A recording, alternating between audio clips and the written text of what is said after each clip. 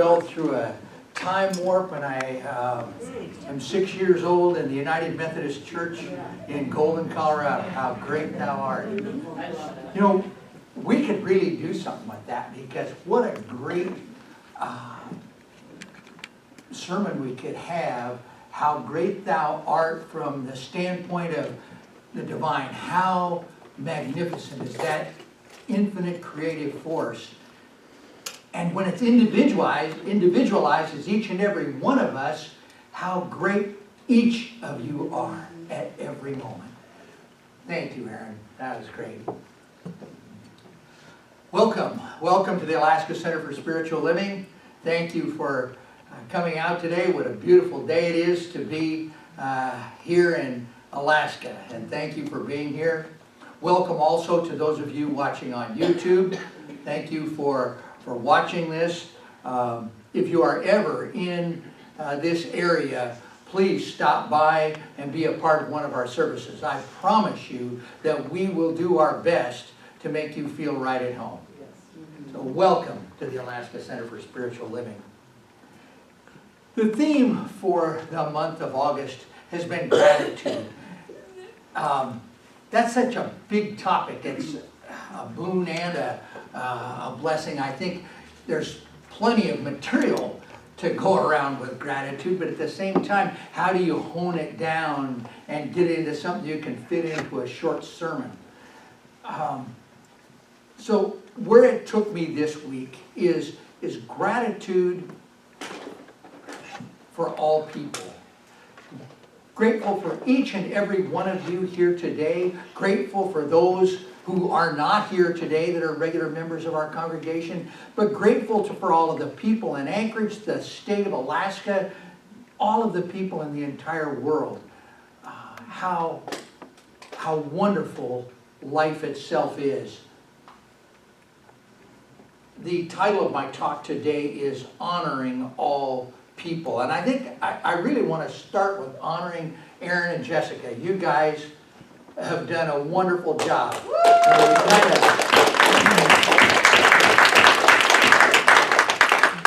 I don't think I prepared very well for Jenna's departure. And these ladies have stepped up and made a transition that is not only seamless, but it's made me comfortable. And I think all of you enjoy what they have done as well. So thank you, ladies. The three major points today I'm going to talk about God is all there is. I'm going to talk about how we treat others, and finally, healing our inner world. First of all, God is all there is. Sometimes I think it is wise to look at our elders for guidance on various topics. And sometimes it makes even more sense not only to look at our elders, but to look at the elders of our indigenous peoples. And I came across this quote from a lady by the name of Milwanga Werben, who is an Australian indigenous leader. And she wrote, "I must love all people, despite of who they are or of what they have done, because love binds us together in unity." Tremendous amount of wisdom. And I think that this connection that we have, this connection that binds us all together, I think it's our ego that makes us think that it's only human beings are the only sentient beings on this planet. I think that there are creatures in what we call the animal world that certainly have some type of connection with us. And I am reminded of a story. I read it in Guideposts a while ago. And it was a lady who had taken her mother on whale watching in California, off the California coast. And they were there to watch the humpbacks as they migrate. And her mom was a pharmacist, but she had studied ocean sciences when she was in college, and she'd always been, really impressed and enthused about whales. So she was taking her mom out on this whale watching trip. And something incredible happened on that trip. And they watched a pod of orcas. We all know orcas, killer whales. And they killed a gray whale calf and were attacking the mother. When two enormous bowheads showed up and began defending the mother. One with its enormous body shielding the great whale, and the other was slapping its tail and scaring away the orcas. And finally the orcas gave up and left. At the end of this trip, this incredible experience, she went back and she started Googling and reading up and learning about this incident and things like it, and she found out it is extremely common. She found over 115 events where bowhead whales had saved not only other whales and other things, but she came across one that was amazing. And the lady's name was Nan Hauser. She was a whale biologist. She was president of the Cetacean Research and Conservation Center. And she was on a research thing, and she was diving. She only had on snorkel stuff, little short tube. And, oh my goodness, she was approached very, very quickly by a 50,000-pound bowhead whale. This thing just came zooming up to her. It was a large male and essentially attacked her. But what it was doing, it was trying to grasp her in its flipper. And with that just little short snorkel thing, she couldn't take the dive of a big, bowhead, would go way, way deep. She couldn't. But then she realized it was just grabbing her, and it kind of pushed her up. It put her on top of its head and took her completely out of the water. And as she was out of the water, she looked back down and she saw a second, slightly smaller bowhead next to her. And she realized that it was this giant male and a female were next to her. And then she saw a third fin, and she thought it was another bowhead, but then she noticed it wasn't moving right to be another whale, and she realized that it was a 28-foot tiger shark. Oh my God. And these two whales had saved her from that shark. We're kidding ourselves if we think that we are the only sentient beings. And talked about the idea of compassion. And we seem to think that as human beings, when we see that behavior, oh, we're compassionate for that person. But if we see that in an animal, oh, well, that's instinct. I don't think so. I think that we've got some pretty compassionate creatures. Point number 2, how we treat others. And how we treat others is a reflection of our own inner consciousness. Masaru Emoto. Sure, some of you have heard of Emoto. His work was featured in What the Bleep. And he's the guy that had the water. And he had water that they prayed over, and then he'd flash freeze it, and there'd be these beautiful crystals. And he'd say kind things to water, and it'd be these beautiful things.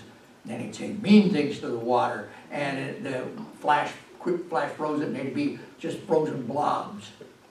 Some of you may also be aware that Emoto's work has been totally debunked.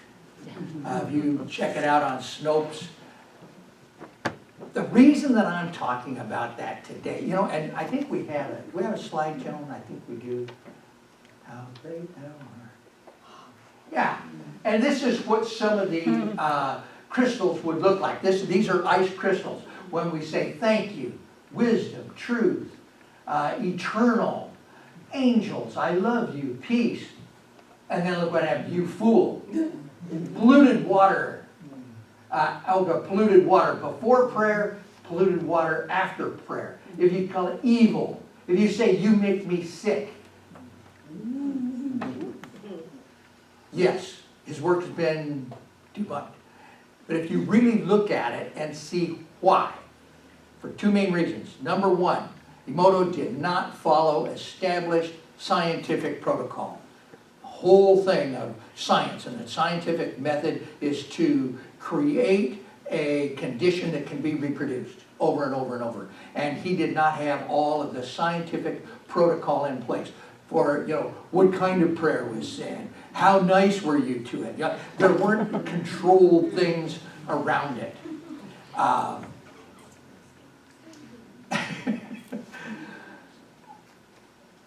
And the reason that he didn't have all of the proper scientific protocol around it is his education.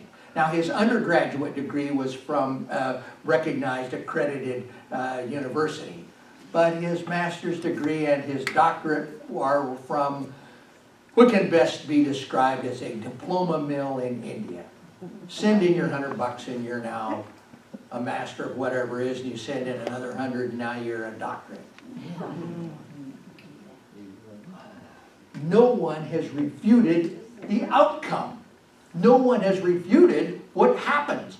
And when you consider that our bodies are over 60% water, if we're sitting and telling you're stupid, some of those really good ones in there. You make me sick, you are evil, can imagine what's going on in your body.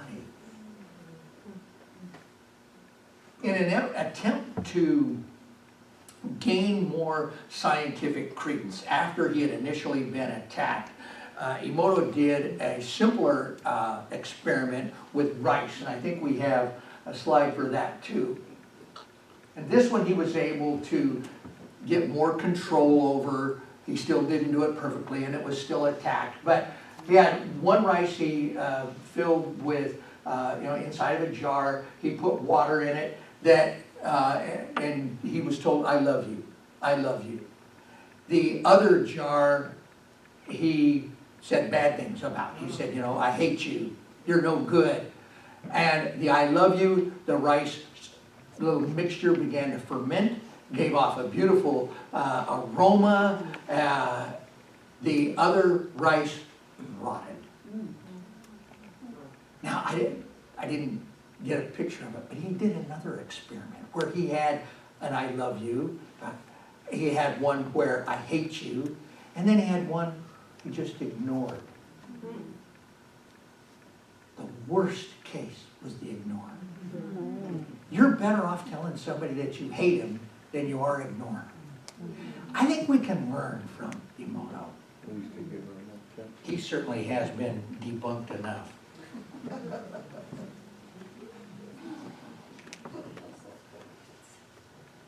Ernest Holmes tells us, this is out of the Science of Mind textbook, every thought of cruelty is disturbing to the entire body.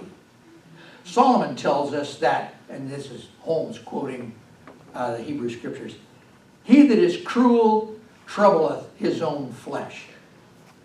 And every adverse thought is cruel. Thoughts of peace and goodwill are recognition of the unity of all men, and it will produce harmony. When we give good thoughts, we produce harmony. When we embrace not good thoughts, we produce the cruelty.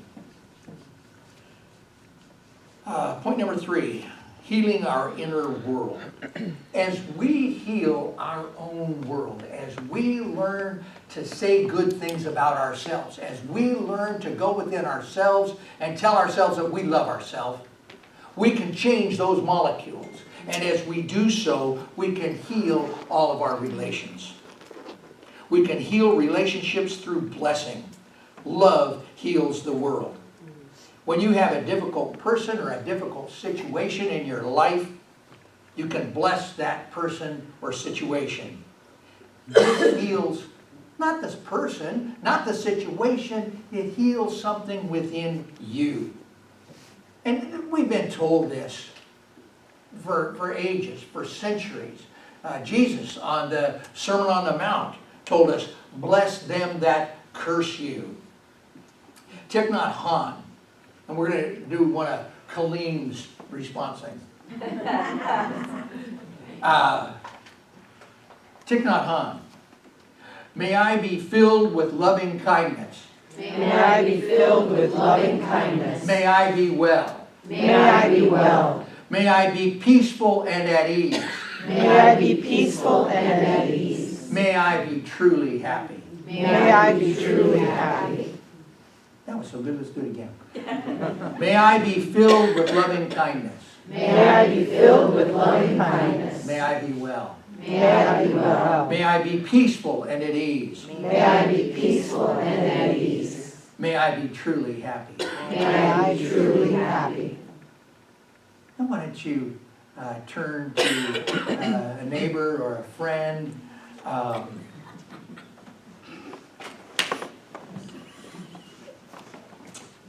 May you be filled with loving kindness. May you be filled with loving kindness. May you be well. May you be well. May you be peaceful and at ease. May you be peaceful and at ease. May you be truly happy. May you be truly happy.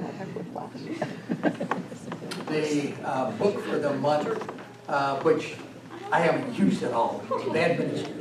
But this Pierre Provoteron has a good one in it. And it just popped out. I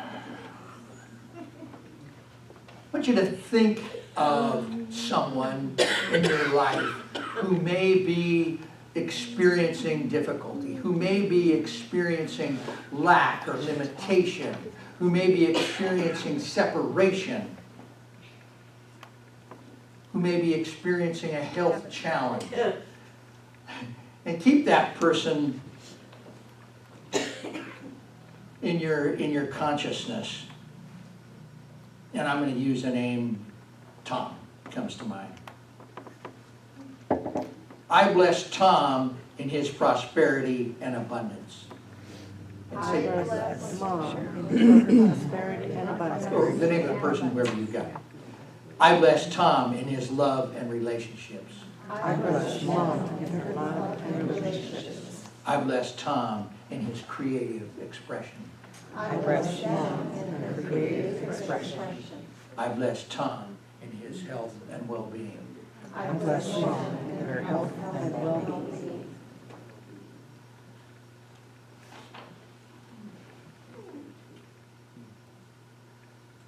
I think that many of you have heard of the Ho'oponopono. I knew I was going to blow it. I knew it. And I practiced. Because you knew you were going to what? Ho'oponopono. Ho'oponopono. Ho'oponopono. Ho'oponopono.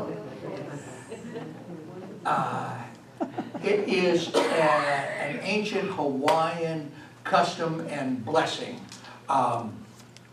A guy by the name of Dr. I practice this too.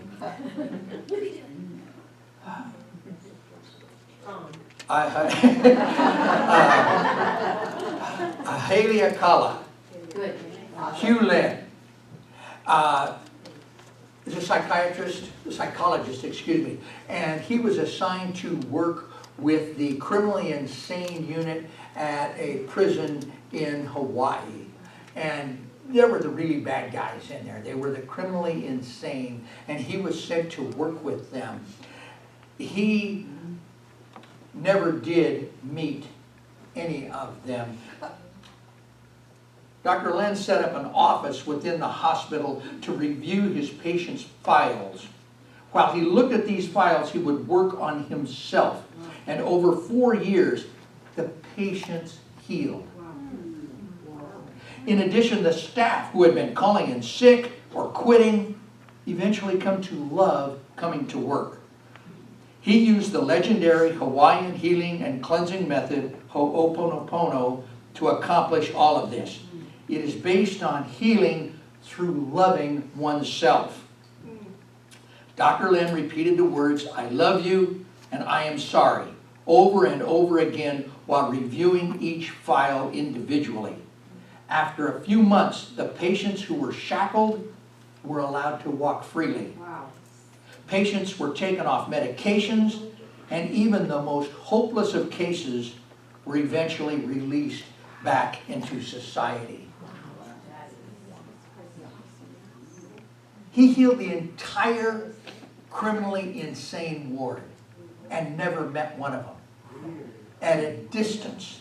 And he did it by healing himself. The basis of it, and it is repeating the same thing over and over, just like our earlier chants, "I'm sorry, please forgive me, thank you, I love you." One more time, please. I'm sorry, please forgive me, thank you, I love you. And don't you see, that's exactly what Camille did when she was talking about her class. She just laid an absolute concrete foundation for that's what it is. And it's based on, maybe not on exactly on Ho'oponopono, but it is based on the same principles. You see, and we're not talking to someone else. It's to yourself. I'm sorry. Please forgive me. Thank you. I love you. I'm sorry that I did this to you. I'm sorry that this happened to you. I'm sorry you went through this. Please forgive me. Forgive me for my part in this. Thank you. Thank you for showing me what I have done. And I love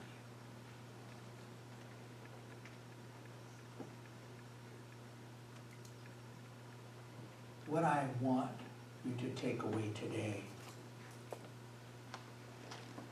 as we bless and honor ourselves, we bless and honor all people. And we carve the way for a world that works for everyone through our own personal transformation. And so it is with that awareness. It is with that awareness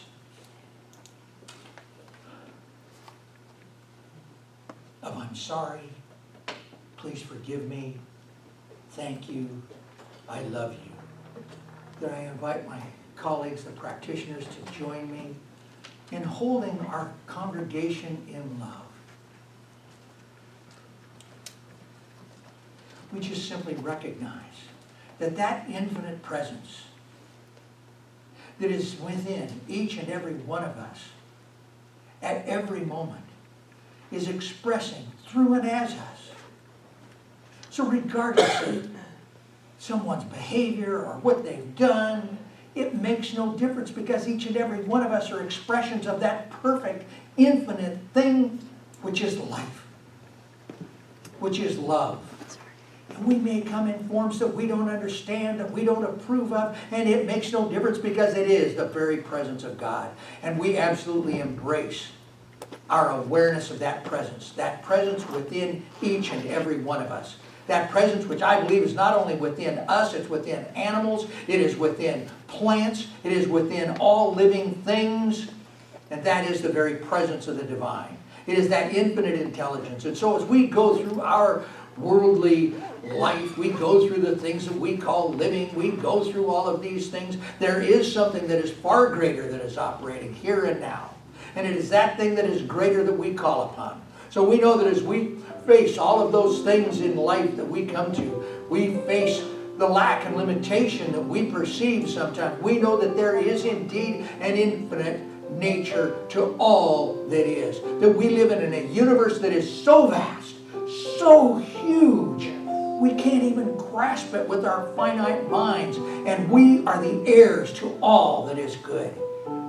For those that are experiencing health challenges, we know that deep within the DNA, and that not only the DNA, the molecules, the very atoms, the subatomic particles, there is an intelligence that knows exactly what it is to do. And so for those people that are experiencing health challenges, we just simply know that their infinite intelligence that knows how to divide cells in exactly the right way, to create the white blood cells to kick ass on anything that is foreign, and to create pure health that is within us.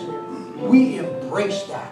And for those that are experiencing separation from one another, separation from God, we just know here and now that it is impossible to be separated from one another or separated from God, because God is within each and every one of us. We cannot be separate, and we cannot be separate from one another because we're each expressions of that infinite presence. And so we just turn to love. We release all that is anything else. We embrace those crystals. We embrace the capital T truth.